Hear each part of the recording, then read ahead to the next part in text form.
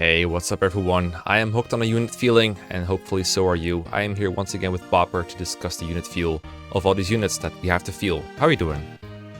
I'm doing all right, but I mean, I don't know. I'm kind of ready to fight, so Ready to fight? I'm Wait, ready to fight. You think there's going to be conflict today? I think there's going to be conflict. I have no idea. I don't know. I'm just in that mood. I'm looking at the tier list. I'm looking at the order of each tiers, and I'm like, feels bad, man. Needs some more. So.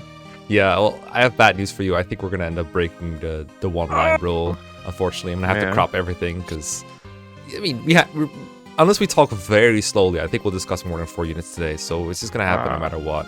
And if it doesn't happen in medium or good, it's going to happen in Feels Bad, man. But, you know, we'll make it through together. I'll support you all the way. Yeah. As long as we have equilateral tiers or whatever the term would be. I don't know. I don't remember math. Equilateral. Yeah, I'm a Fire Emblem player. I don't do math. I just talk about feel.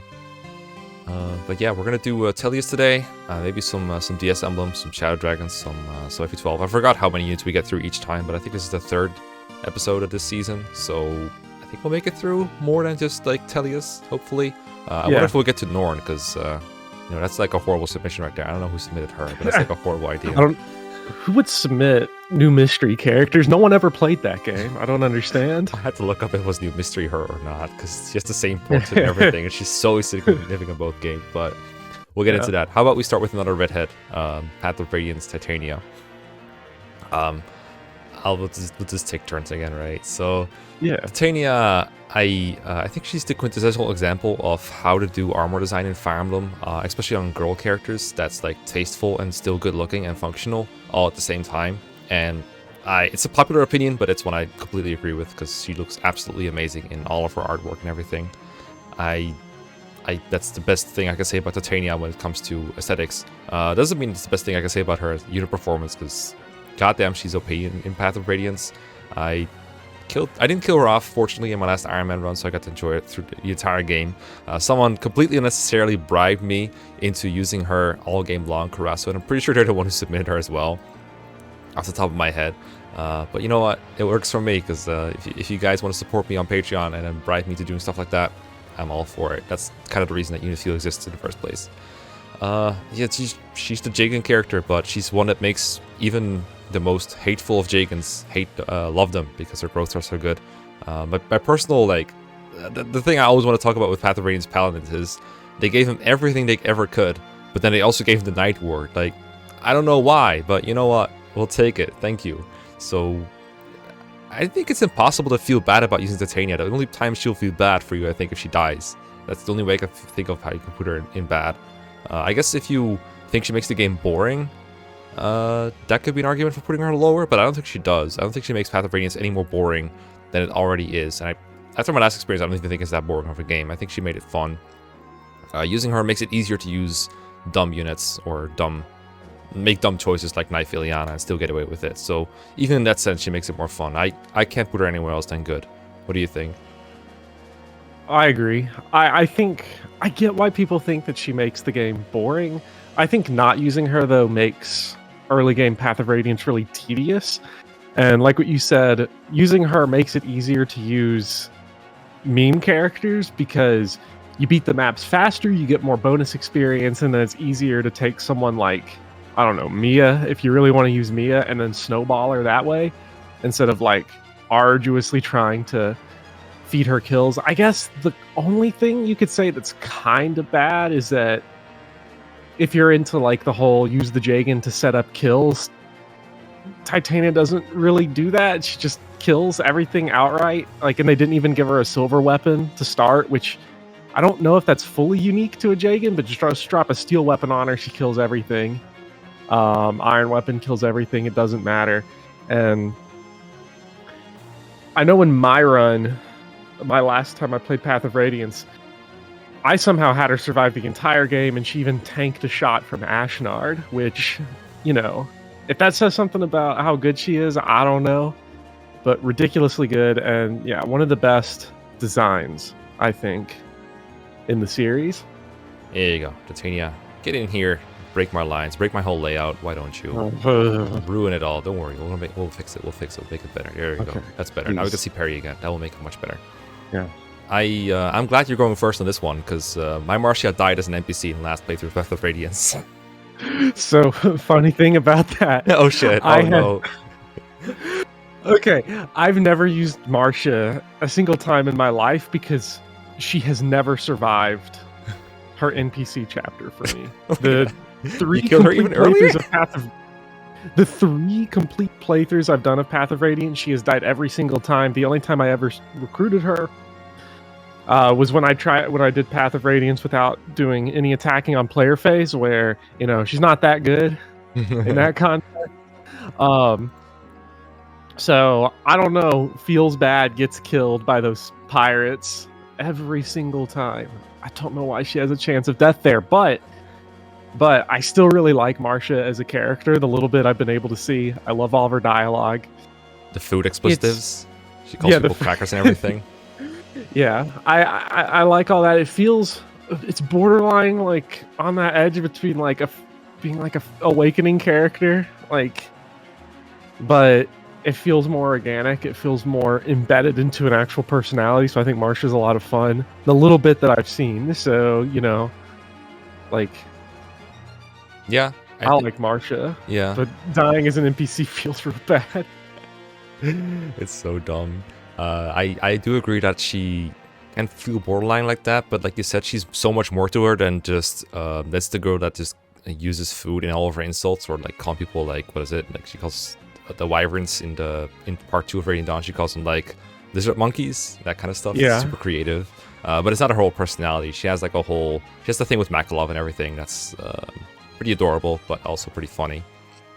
As a unit, I have used Marcia before. I played Path of Radiance like a couple times before this Iron Man, so I know roughly how she feels. The stupid broken thing about Marcia, I think, is that usually the idea with Pegasus Knights is they start off a bit weak, but then they become really strong, or at the very least very fast, and so very dodgy, and then they're able to double attack, so that kind of mitigates both their strength and their bulk issues a bit.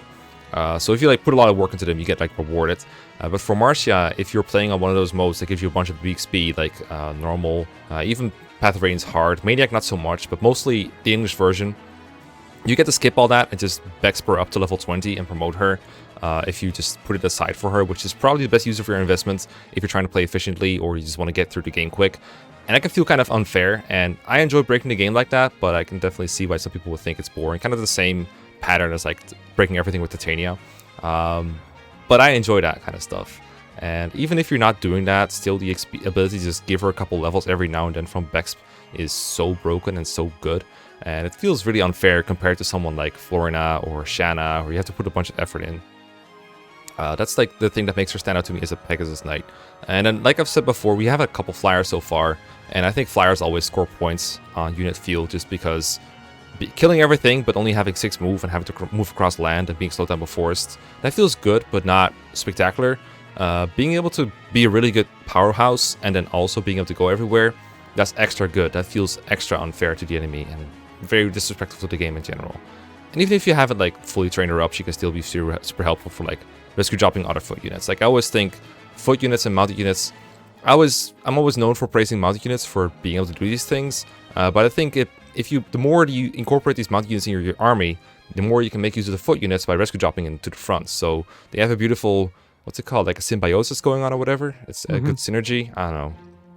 I like that too. And Marcia, I think, enables more of those strategies. So for me, Marcia is just overall pretty good. I could just kind of wish she wasn't dead. She's dead.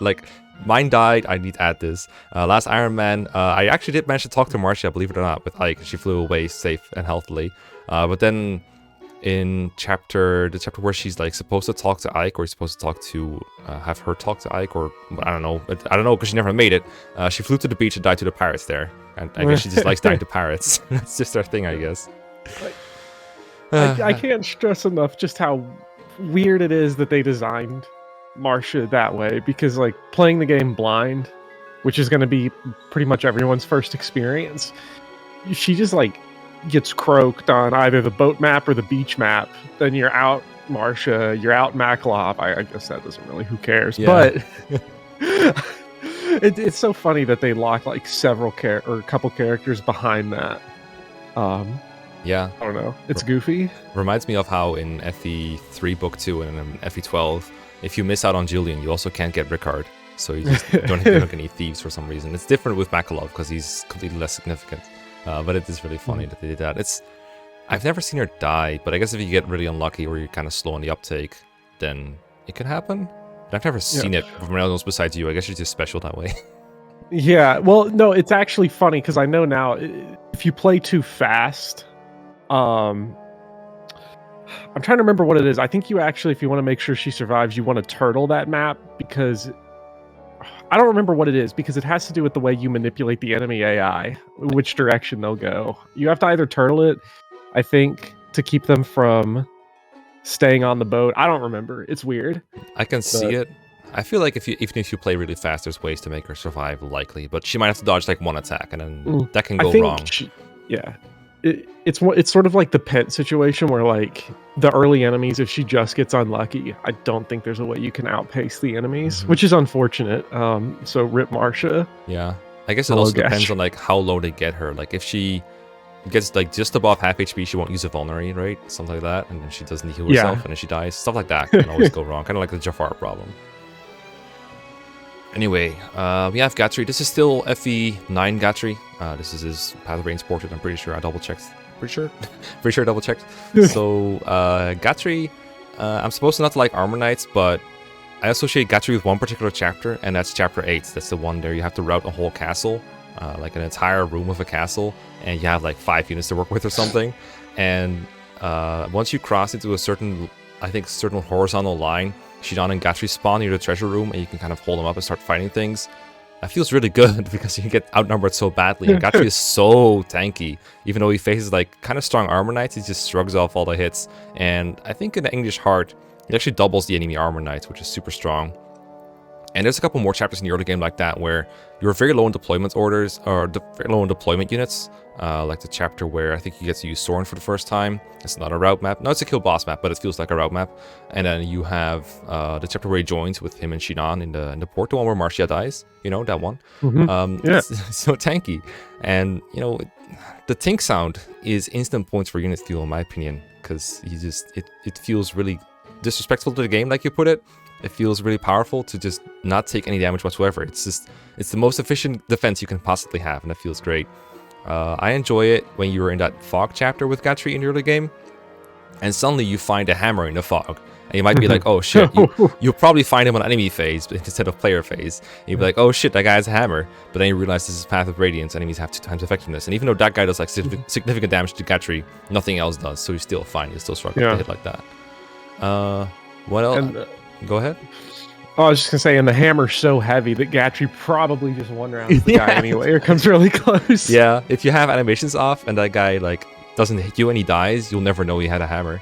Well, I guess you do because he drops it, but you know, in theory, Gatri could just not notice it. It's just very in character. He kills him and steals his hammer. He integrates the power into his own.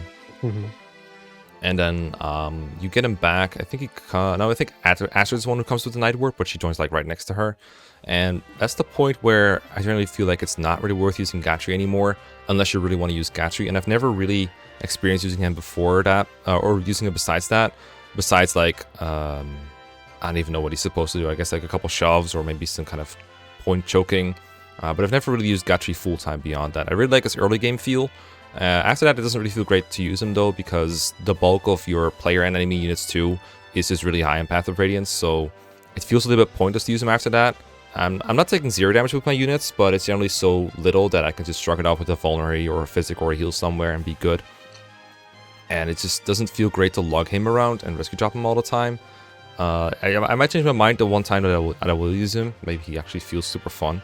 But right now all I have is a lot of good feels on the early game, kind of like comedic moments, like the hammer moments, and then it's just kind of a bunch of nothing. It just kind of sits on my bench and does nothing, and he kind of drops down to, I guess that would be medium. So I guess he would end up between good and medium somewhere, depending on which part I weigh more heavily. I'm not completely sure on that yet, but that's my experience with Gatri. Is pretty funny early game, and then just bench. Yeah, kind of quintessential medium for me, I guess, in that way, because the early game is a lot of fun. Because again, I find early game Path of Radiance can be very tedious if you're trying to only use I don't know, Soren or something.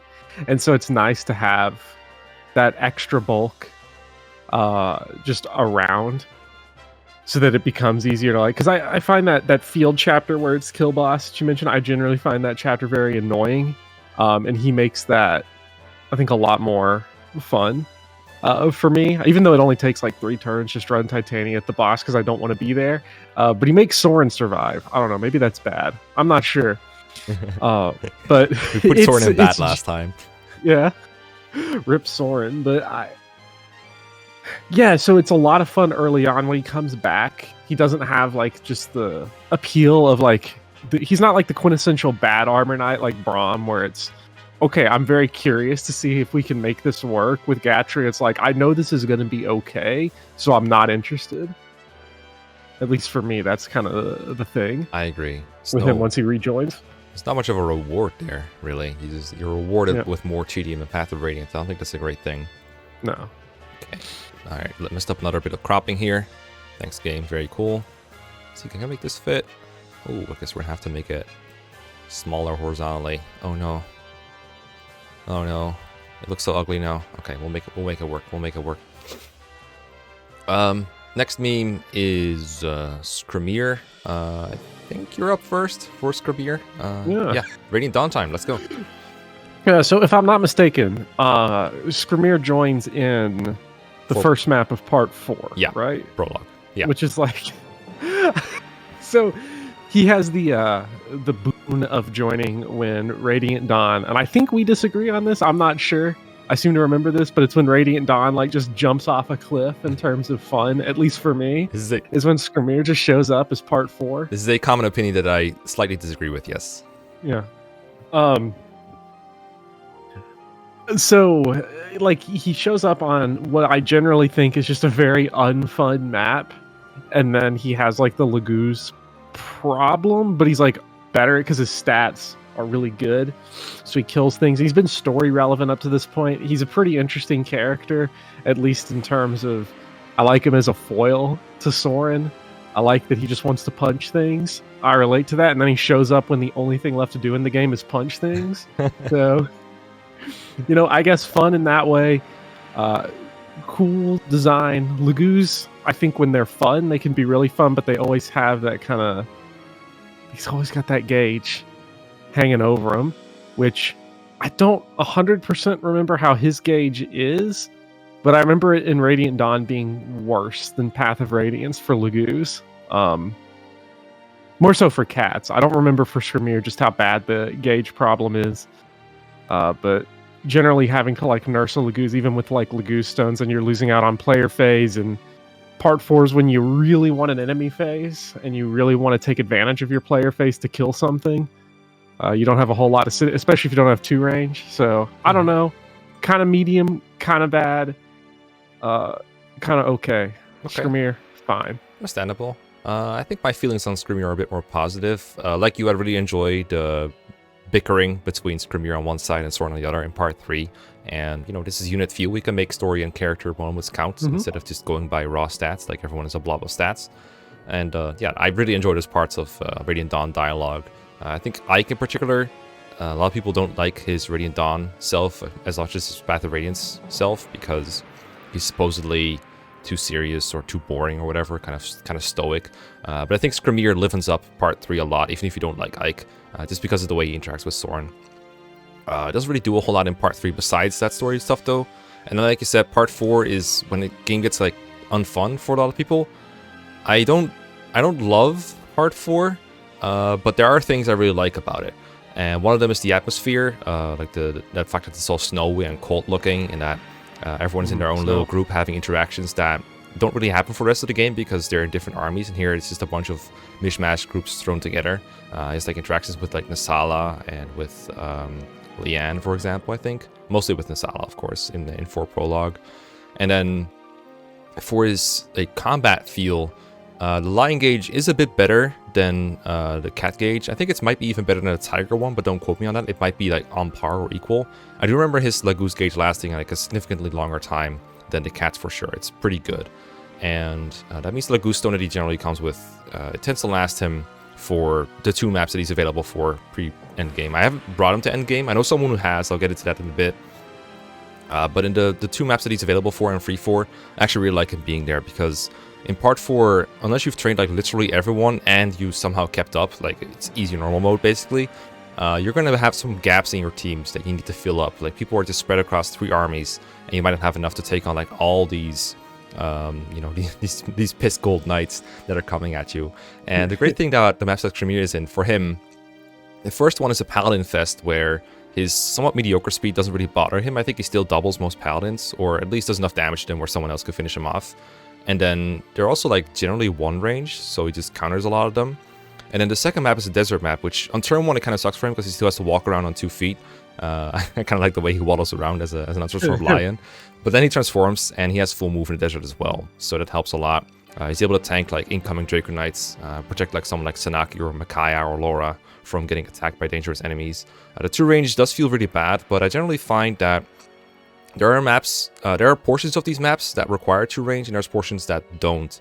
And I find it pretty easy to send him towards areas that don't, and then you have someone else take care of the 1-2 range parts. I generally send like Jill, Har, both towards that route to take care of that kind of stuff, and it generally ends up working out pretty well. So you can't like swap with people that can do 2 range, but there's something to do for people that can only do 1 range, I generally find. So the Lagoose problems, they're all a little bit less in his case than, for example, like Leith or Mordecai from FE9. I can't really come up with a better example because I think Janaf and Oki also have great unit steals, so I can't really come up with a better example there.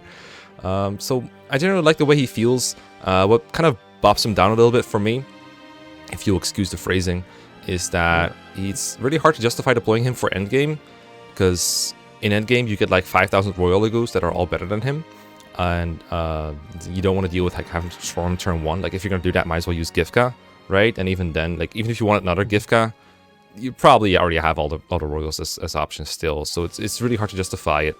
So what you got to do to appreciate Skirmir is you know, forbid yourself from using Royals at all in the whole game, and then play a 0% growth, and then you really learn to appreciate Skirmir. Because I know Rangor did this, and he used Skirmir for endgame, and he was doing like comparable stuff to Kanigas, which I found really surprising. It wasn't like the same thing, but I think it was close to 2-shotting generals in the first part, which is amazing. I think after that he still tapers off a little bit because attack like speed thresholds become pretty high for doubling some relevant bosses to the point where Skirmir doesn't reach.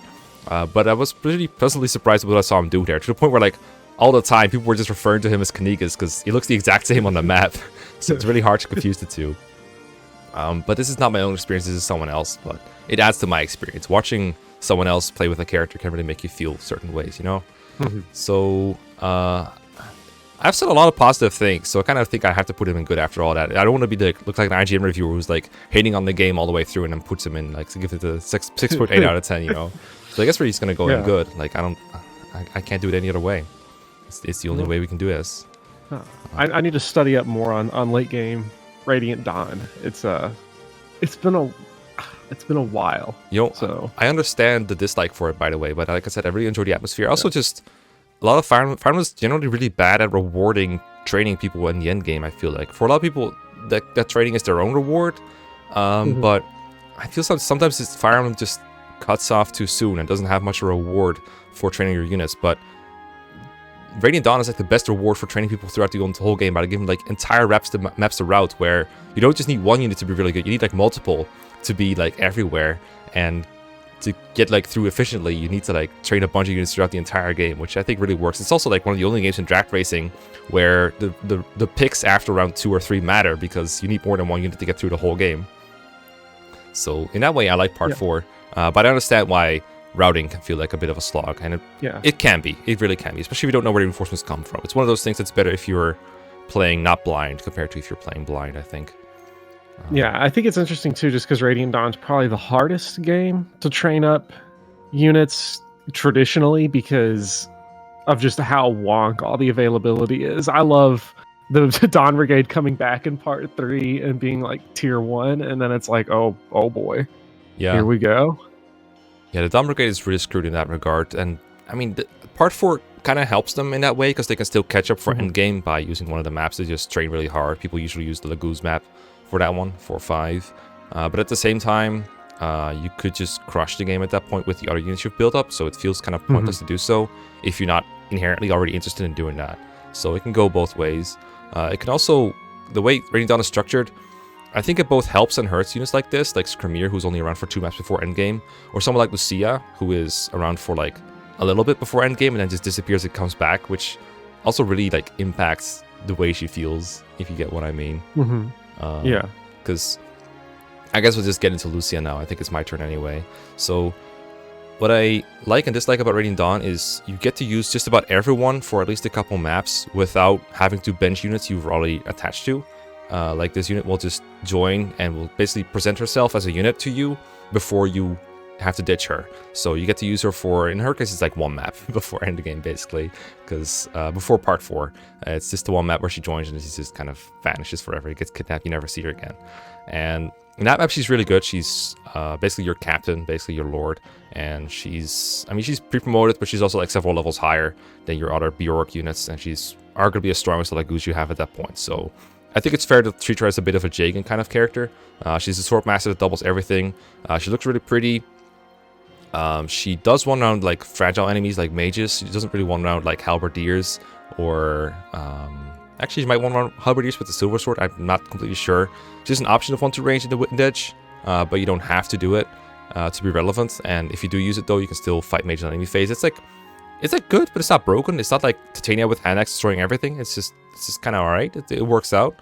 One bad memory I have of Lucia in that joining chapter of hers is that she would choke a point near the final area, and then a Killer Lance Halberdier shows up and just kills her, and I have to play the whole chapter again, which I didn't really like that, but it wasn't really her fault. I shouldn't have put her in range in the first place. Can't blame her for that one. And then another distinct memory I have of Lucia is she comes back in part 4, but she's still tier 2, and she's not really anywhere close to being tier 3, so you have to like pump her full bonus experience to make her work, or just kind of live with the fact that she's tier 2, and it kind of works because she's on Tabarn's route, which is generally not where I send my best units anyway, so she can be kind of just, you know, if you don't have good units, you might as well make do with the units you got, and in that case you can like fight a couple of reinforcements somewhere, which is helpful, but doesn't have the greatest unit feel. It's just, oh, I'm glad I have this unit instead of nothing. That's not a great amount of added value, and then it's endgame and she just goes on the bench, and it's not a whole lot to her, but I know some people made her semi-work in part 4, and then you can make her work in endgame too if you go off that, but probably not the best idea for hard mode. Not the most ideal for rewarding units for me, but I think she's like a great example of Radiant Dawn units being available for everyone, giving themselves a good showcase before they inevitably have to taper off for other people to, you know, make room for other people. And that kind of works, I think, better than the model of one new unit joins every chapter until your army is like 50 people, 40 of which you will never put on the field, because, you know, why would you place them when you already have a team? So that way she works, but she doesn't really do enough for me to be above medium, I think. Yeah, I think she definitely benefits from Radiant Dawn's structure, which I actually really like. I like that every character pretty much gets at least 1 or 2 chapters of just free use. You know, it's not like Path of Radiance where, like, I don't know, Jannoth and Ulki never get used in Path of Radiance. You never have to see them. But in Radiant Dawn, you're forced to use them a little bit, and then you're like, ooh, okay, this is pretty fun. And Lucia gets kind of the same thing where, okay, Fog of War map, that's miserable on its own.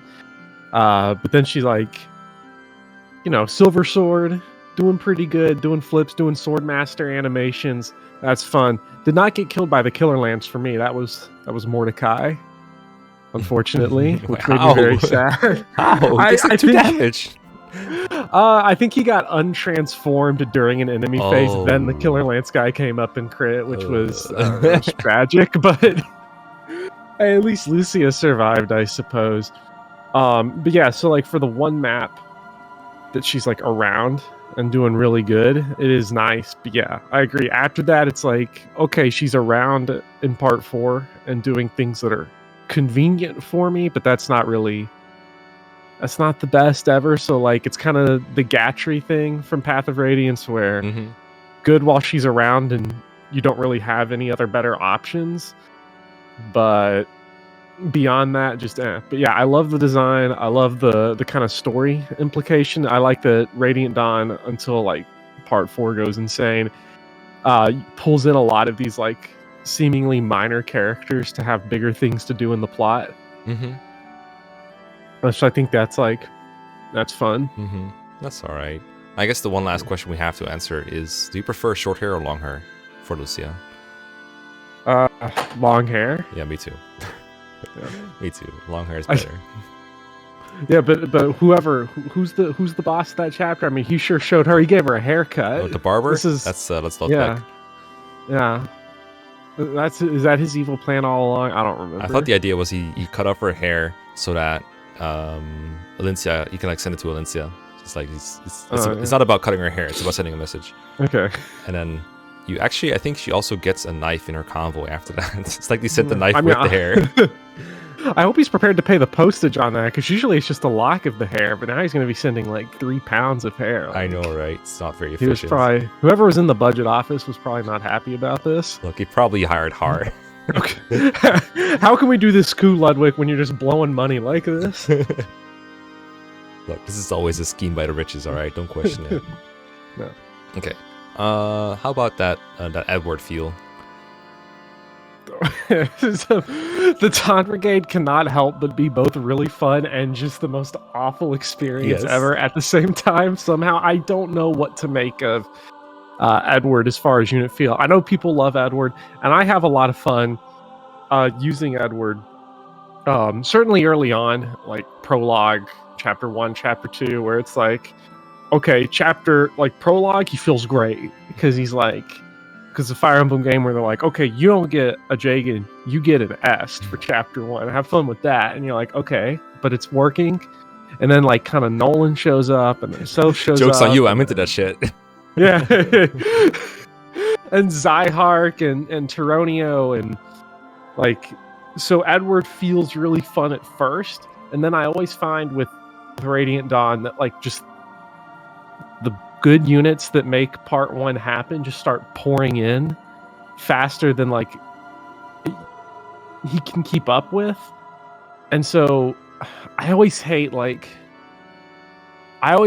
because every run I do of any game, especially Radiant Dawn, I'm like, okay, I'm gonna pick 2 weak characters that I'm gonna really train. And then it's so hard to like commit to them because like I'll be at the beginning, I'll be like, oh, I'll use Edward because he's good. And then like Meg will show up and I'll be like, no, I'm gonna try to make Meg work this time. So like I always find that he gets kind of lost in Radiant Dawn shuffle. So like he's fun at first for me, but then he just kind of falls away as the cast expands and as he struggles to really do things unless you go full in bonus experience forging investment on him. Yeah, that's what I got as well. That's like, that feeling matches what I usually say about the Dawn Brigade as well. It's like, oh, I'm playing a new Radiant Dawn game. I'm going to use this unit. I'm going to use that unit. I'm going to use that unit. I'm going to like sacrifice Laura, heal grind, which I mean, I've actually finally been doing on my run. That's besides the point. I'm going to use Leonardo, and I'm going to use Edward, and I'm going to use Meg, and I'm going to use Fiona. And then it turns out there's not enough XP to make them all of them work. So by wanting to commit to all of them, you make them all really bad. You really have to pick like 1 or 2 and stick with them, and otherwise it's never going to work. And even if you do, it still feels kind of bad because you get the Black Knight, you get Nyla, you get Moiram, you get so many overpowered units that just kind of drown him out of like relevancy. It's so hard to justify deploying him unless you're really committed. Just to like give a picture of how hard it is to fit Edward on your team. I'm doing Iron Man right now I just left the Dawn Brigade after a game over that I got earlier. I had to restart the whole thing. And Edward, I was actually bribed into using him and bringing him to endgame, but it was already I was already at 1-5, so I couldn't really do it anymore. I already had Leonardo to commit to. I had Laura, I had Mekkah. I just couldn't find the space, so I had to let a really high bribe by one of my Patreons just kind of go because there was just no space for Edward. And I'm the greediest person alive. If I see a chance to get some money from my bribers, I will take it. But Edward, he's not unusable. I think it really depends on his like early level ups. There's like a small chance that you just get a really good Edward, depending on like how much strength, defense, and speed he gets. He can actually start doubling or like start tanking stuff surprisingly early. But only if you get lucky. If you get unlucky, this is one of the worst units feels ever because, God, I think with Edward this is the most common where I see an enemy at like kind of low HP, and that builds an expectation in my head of, okay, if I move Edward forward and check the battle forecast, I'm going to see something that I might like, or that might be workable, or maybe with like some chip I'll make it work. And every time that I make those moves and look at the battle forecast, I'm like, wow, Edward, you are such a huge disappointment. Damn. It's kind of like Ford, but to a bigger magnitude with Edward. And the final thing I want to say about Edward, I've been playing Radiant Dawn with a bit of a modification on it, where the weapon triangle and second enemy movement ranges is enabled, so it's less of a pain to play hard mode. Because I really like the hard mode besides those two feature changes, and that it should help Edward early on because, you know, Axe City, it's pretty good for him. But it also apparently makes it so that base Edward is never getting into Wrath range, because he just takes one less damage, and that one less damage makes a difference. Because Wrath is like 30% in Radiant Dawn, so he almost never gets to that point in the first place. But now it's even harder because he takes less damage. He's somehow always 1 point short of like getting Wrath. It's very stupid. So overall, there might have been a time where I've trained Edward and he turned out fine. It's been a long time though. I think even in my Let's Play, I used Edward for like part 1, tried to dedicate to him, just couldn't keep up. I think I got into Swordmaster and that's it. I had to bench him. So I think with all that said, I think I might have to put him in bad, just because, I don't know, we got to get to the line break eventually. We might as well get it over with. Yeah. Like, with everything we discussed, again, it would feel very incongruent, or whatever you pronounce that, to put him in medium after all that. Like, that has to be a bad feel. Yeah.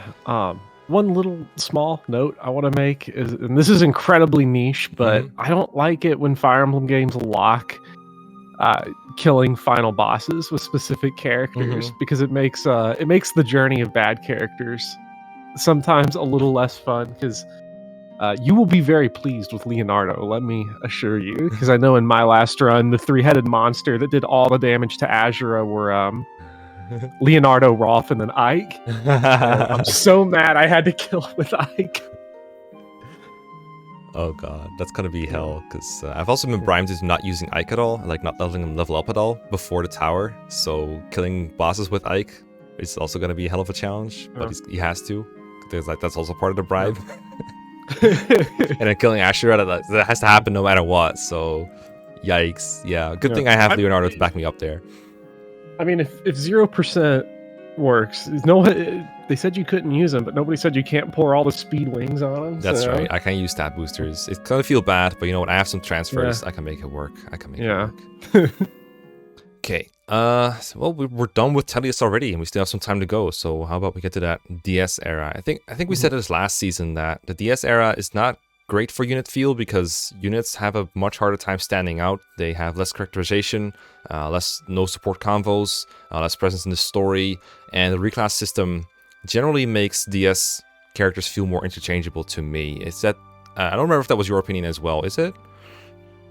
It was, but since the last time we talked about like the DS characters together, I've replayed Shadow Dragon and New Mystery, and my opinion's kind of different, but not hugely different. I would say that if you're the type of person that like really likes to dig into like the minutia of characters, I think unit feel becomes a lot more like present, but it is a lot more strictly gameplay. And you have to be able and really wanting to get into like those hyper specific details. Which is actually why Norn is on this list, because I think Norn is like kind of a good case of this, but we'll get to Norn later. She was made to be an example out of. All right, okay, fair. First we'll get to Katria though. This is Shadow Dragon Katria. All these characters are from Shadow Dragon except for Norn, she's the FE12 one. Katria in DS Emblem, or in FE11, I think is interesting because she's sort of optimal and sort of good.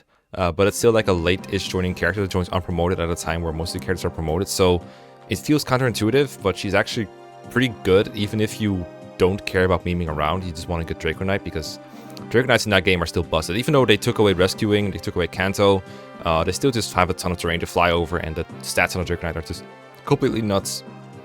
And this is a promotion that reduces your resistance too, which is I always found kind of funny. She joins right before a desert trek, which is always good for Pegasus Knights with a lot of mages. That's even better.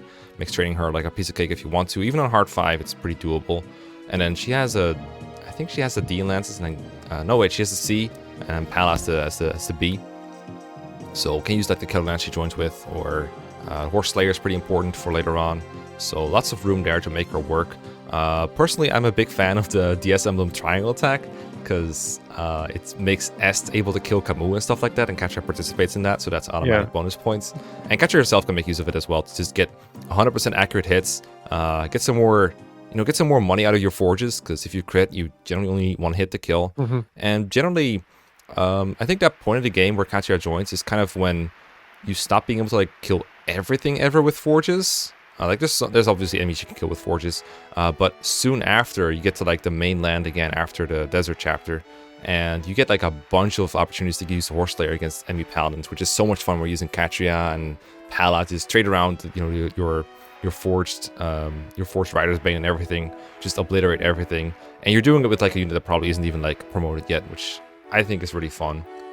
So, and their growths are really good too. Like one problem I have with DS games as well is I think their growths are pretty nerfed compared to, for example, Radiant Dawn, like the game before it.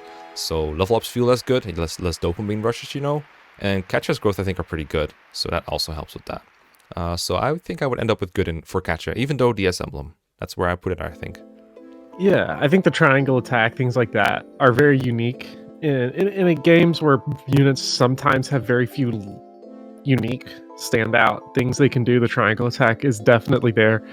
I find Shadow Dragon generally is like much harder to stand out in because it is so, until you get to the end game, it is so forge heavy, and then once you start getting towards the end game, it's so warp heavy. Like even in an Iron Man, like I was just warp skipping maps on hard 3, which is, isn't that scary because you can miss? Yeah, that's why I avoided it. You've got, well, it was scary when Violin nearly died, but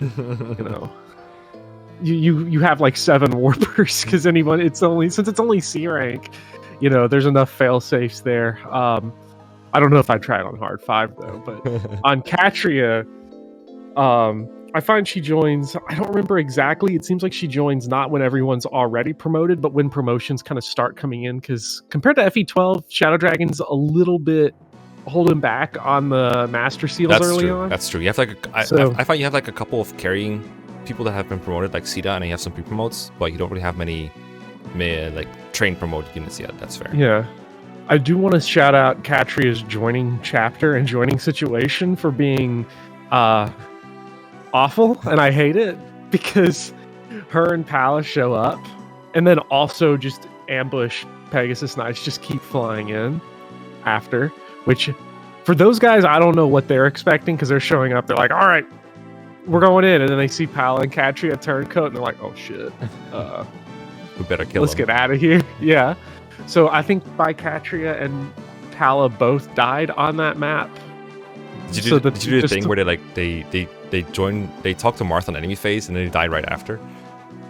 Yeah, or they came really close and then it was the next set that got them because Marth, I couldn't just leave that Thoron village unvisited. So,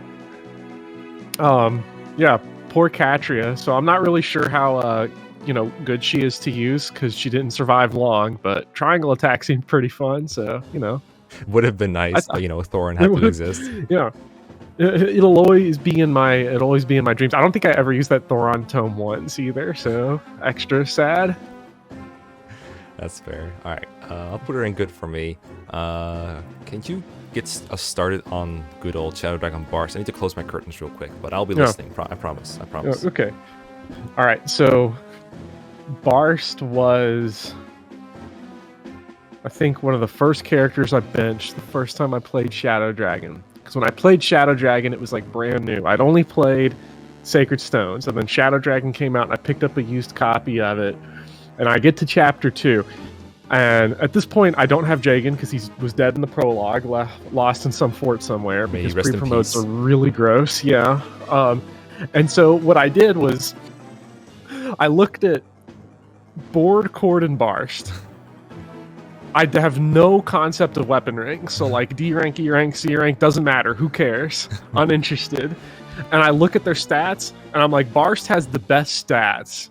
Ergo, he must have the worst growths. Get out of here. So, on my first playthrough of Shadow Dragon, I did not use him. I also hated Shadow Dragon the first time I played it, so I wonder if these have a correlation with each other. On replay, though, so awesome. Like,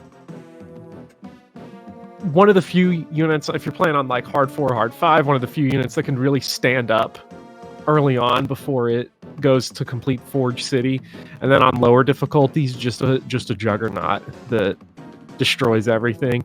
And also, I want to give this shout out because I think it's funny, is that the first 2 villages in the game give you money. The first actual item you get from a village in the entire series is the Devil Axe. Ho, ho, ho. And it is custom made for Barst. In my last playthrough, Barst killed himself with the Devil Axe trying to kill, I think, the Chapter 5 boss. The classic. Yeah, which I did not realize that the Devil Axe calculated your own defense, and his defense is kind of low. Wait, if you're trying to go Devil Axe. Oh, that's funny. Yeah, so it doesn't just fire back the damage you would have dealt. It fires back your attack minus your defense. That is how it works in GBA. So yeah, all right. Today I learned. That's so that's what killed him. So I was very shocked. He's a little too powerful. So really fun. May he rest in peace. I've never used him beyond Chapter 5. I have a question. If you kill yourself with the Devil Axe, do you suffer from success? Yes, because he was like too strong. Yeah, exactly. He's too strong. Because I was expecting him to deal less damage, and then he did more damage. Yeah, he's suffering from success. All right, another problem solved. I really respect Barst because he makes some things that make DS Emblem normally a bit into something interesting. First of all, I like that he can stand on his own based on raw stats. That's something that not many DS Emblem characters accomplish. Like, sure, Jagan, for example, he uses promoted stats, so I guess that kind of counts. But other than that, like, almost everyone in DS Emblem sometimes feels like, a portrait that he can assign a class to rather than anything else. And Barst is like, his raw stats are so strong. I remember on Hard 5, he is one of the very few people that can like two-shot enemy pirates, and I think he even has like the best odds of doing so because Jagan's at weapon trial disadvantage when using the Silverlands. So he's in a way, he's like your second Jagan sometimes. That's how strong he is. And just in general, just really good offense. And then he also used the reclass system in a way that I think is more interesting than just go Wyvern Knight with his character because it's good. He starts as a fighter, but if you want him to like water walk or change his stats very slightly in some direction, you can go pirate instead. Also interesting is when he promotes, normally a fighter just promotes to warrior, right? But if you can reclass him to hero after that, and he'll just get a huge speed boost. So it's kind of like promoting Deke or something, where he just suddenly just becomes really fast. But he maintains the axe rank, so he becomes like an axe-focused hero, which is also something we don't see too often. So those things add a lot of flavor to a character that is, I mean, he doesn't have any lines in the game, so I think that's pretty cool. And that kind of makes him work. Quote. Yeah.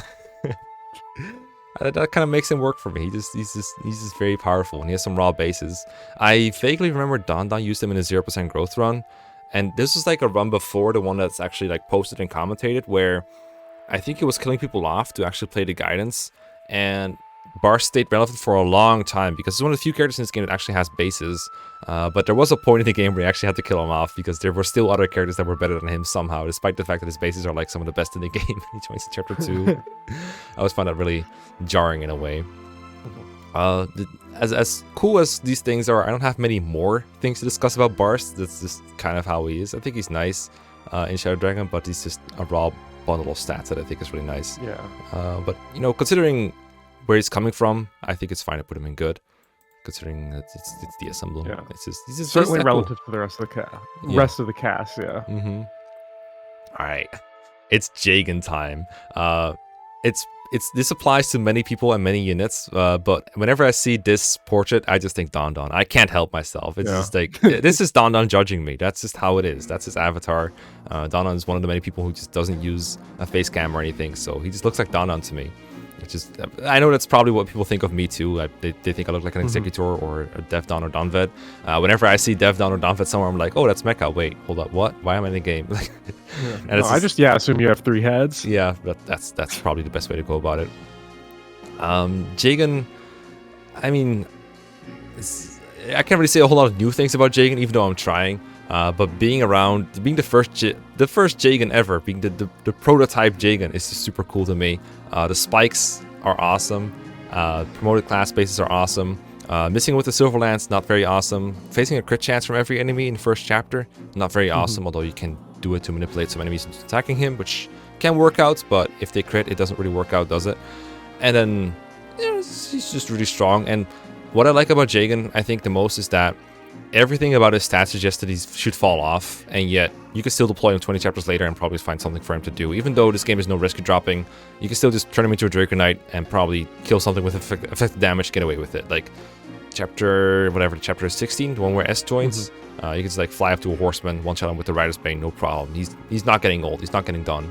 And that's not what they intended, probably. In fact, I'm pretty sure that's not what they intended. But you do it anyway, and that feels good. You're just telling them, like, I don't care what you think this unit is made for. I'm using them to kill enemies in chapter 16. I don't really care what you think. So the combination of this portrait is done on judging me because I don't know anything about FE12 Darrows or something, or this is a chapter 1 Jagan that saves my butt in Hard 5 because you can't beat the game without him, or the fact that he reclassed a Draco Knight, which is super funny to me. The fact that he's just learned how to ride a dragon out of nowhere. The fact that he's good weapon ranks. The fact you can like disrespect the developers by using him late in the game, even though you shouldn't be able to with those growths, because they're like what, they're like 10% each. It's super low. So bad. And then his bases aren't even that good either. Like I think he has lower base HP than Abel or something, or like on par with that. Like that shouldn't work. But it works anyway because promoted class bases are good. And Master Steals are rare, so you don't really get many promoted units anyway. So that might be the third DS Emblem character that goes in good for me, which I think is very strange. Do you think that's okay? Can we get away with that? Yeah, I think so.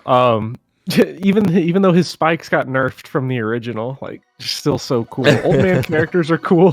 Jagan especially. I do think one of the weird things about Jagan is that he is kind of like victim of Merlinus syndrome, where like I wish he was the advisor, but he's not to Marth. Instead, it's just some rando. Well, I know he's not like random, but I always blank on the guy's name. Sage Bishop guy. Yeah, Maladus. Like, get Maladus out of here. Like, Jagan needs to be the guy doing it. But I guess we got to make it canon with the canon version of the prologue where Jagan gets killed. I find that if you're playing on like a lower difficulty, Jagan provides basically nothing. Yeah. It's really weird. And then on like hard 5, he's everything, but it's got bad difficulty feel because he's getting like doubled by Gomer and he's facing 1% crit from all these brigands, and it's just like I'm just gonna turn the game off. So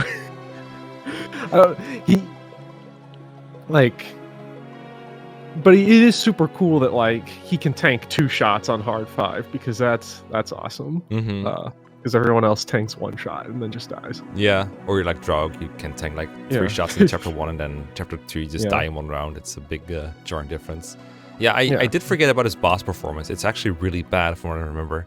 I think I had like a Jagan that level up speed at one point, and so he was able to survive a certain boss that he otherwise wouldn't, but generally, it doesn't really work out so great when he tries to fight bosses. Generally, you do get a character that does better at it though, but like, that's really weird that he's like, even he is not capable of doing it. So like, who else is supposed to do it? Like, if Grandpa Jagan can't do it, then why?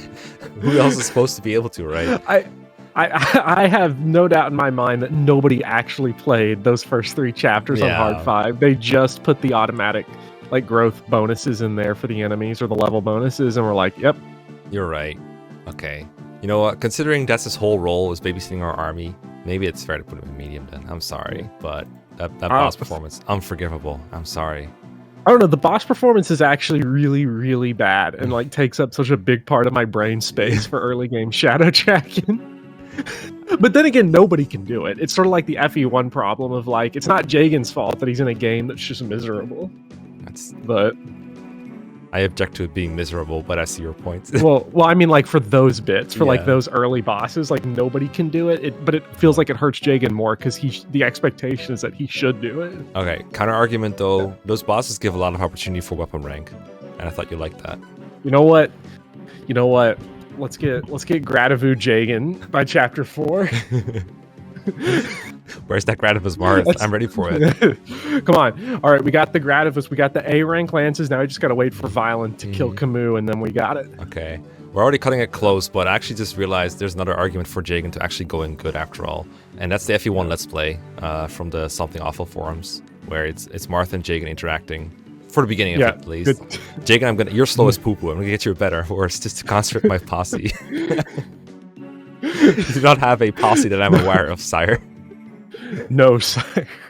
No, sire, especially. Yeah, that's the one that gets me is the bring everyone. No, sire. Good. I also like the one. Oh fuck, what's it? I just had it, but it just slipped my mind. Where it's like, oh, what was it? Oh right, where Jagan is like, oh Marth, maybe you shouldn't do this, and Marth was like, oh Jagan, I didn't realize you were my brother, because see, then you'd be the older one, you'd be the one who makes all the decisions between us, right? And Jagan's like, all right, I'm afraid this guy's mind is made up. I am the prince, to summarize. Okay, never mind. Jagan goes in good. Yeah. Because of you know what? because of an FE1 thing. Yeah, and he should get credit for having a cool portrait, which is hard to come by in DS Emblem. That's true. Like, I actually really like cool. where they went with them, though. It's just the DSM in general just looks kind of sour, dour. I guess is the best way to put it. Yeah. Is everyone just looks so serious and like sad and gray tones? I guess I'm bad at artistic stuff, but yeah, I agree. He at least has an emotion on his face. Yeah, like he's not having it. Yeah, everyone else just kind of looks like the neutral emoji. Definitely. Okay, Norn, you submitted this, and you said it's a case study in what is it? And in DS Emblem unit feel, more specifically for FE12, because I think ever since the unit feel video came out, the default from everyone, including myself, is that the DS games just don't feel good in the same way for like characters. And I think for Shadow Dragon that definitely holds mostly true. I think for FE12 though, there's a lot more going on that if you're able to like dig into it. Really? I think there's more. I think there's more there. Because in my last playthrough of it, I did it from like a completely blank file. So, you know, no lunatic stat boosters, no rainbow potion, no mixed male class sets, nothing like that. And I find that specifically for like the women in the game, there's a lot more interesting stuff like just going on, because you got like Lady Sword, you've got like the full scope of like reclassing, you've got early flyer, they can go cav now, unpromoted compared to Shadow Dragon. So I think like if you're doing it from like a just blank save file, there's a lot kind of interesting stuff that characters like Pala or Katri or Sita or even Norn can do that make them feel kind of interesting lineup. It's like the best units in the game and Norn. Yeah. Well, okay. And Norn, I think, is something that FE12 is, at least on hard one, you can do. You could probably do it on you know, Maniac if you're, well, you know, a Maniac, but yes. I did not use Norn in my run until Henri's Way. And then I pulled base Norn off the bench because I needed someone, and I needed somebody with that could at least use Steel Bow, because I was like, all right, Norn, you've got 2 move in the desert, but you can shoot wyverns. And then I think she ended up the run with having the most kills in my army. What the hell, dude? You forced an Evo into your army and then reclassed him to Archer. Yes. So because FE12 like cannot be so easily cheesed with like, because there's one warp staff that you don't even get on Lunatic, but there's one warp staff. It comes late. Enemies are way more mixed up, so forges are really, really good, but like there's sort of buy point in the game. So like, okay, you like hammers during certain chapters, you like dragon pikes during other chapters, but it's hard to like just kind of do one thing over and over again to cheese the whole game. So I find like a lot of different characters have to contribute in different ways. So like and the growth rates are just so much better than Shadow Dragon that it is more satisfying to like take a trash character like Norn and be like, okay, you're gonna the curve goes upwards. Actually fast. Grow. Yeah, you actually grows. So yeah, so it was like an odyssey from Archer to Sniper to General to Wyvern Lord to everything, whatever I needed, because the class set is mixed. And because forging and because of all the like just ridiculous stuff you can do in that game, and then just the good growth curve, like Norn was a surprising amount of fun because it shouldn't have worked, and it did. Barely, but it did work. All right. You know, you have convinced me. This is definitely an interesting case study, because what you're describing is like almost the polar opposite of the way I feel generally when playing FE12 and analyzing FE12. Is I went through like a 3-parter tier list making session with Don where we fixed and then completed the FE12 tier list that I made for the big tier list, and I found it so difficult. I always found it super difficult to talk about FE12 because, first of all, it's a game that I'm not super good at or familiar with. These two usually go hand in hand. And then also, everyone can become everything, especially the mill units once you've beaten the game once, no clear save file. So it's just super hard to really figure out a character's potential and exactly what they can do, what benchmarks they can reach, where you haven't played the game to death like some of my friends have. That's why I brought Don on to analyze a lot of it.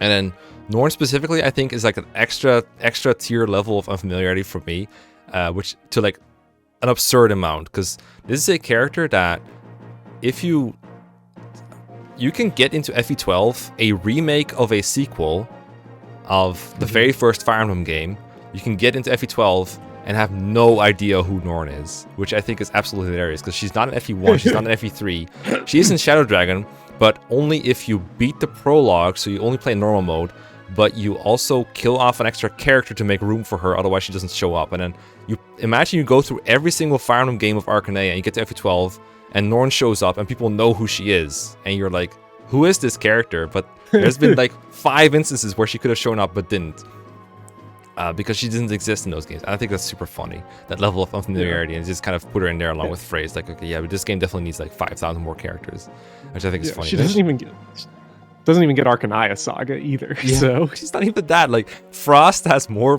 presence than Norn, which I think is hilarious. And then because of that, because I do play unclear save files, I find Norn even more unremarkable than other units, because you said the class set is mixed, but it's just the female class set is more mixed than the male ones, really, which, you know, is fair.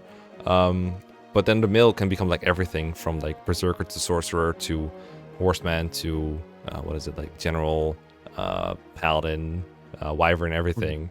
And then the females just have like their one little class, which I think is super unfair. But, you know, this game does provide some unique stuff, like you said, the Lady Sword.